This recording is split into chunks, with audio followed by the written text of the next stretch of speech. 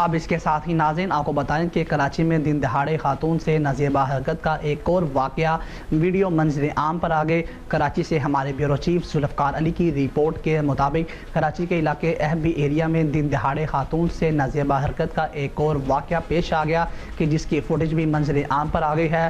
خاتون سے نازیبہ حرکات کا سارا واقعہ CCTV کیمرے میں قید ہو گیا کہ جس میں موٹر سائیکل سوار کو خاتون سے نازیبہ حرکت کرتے دیکھا جا سکتا ہے۔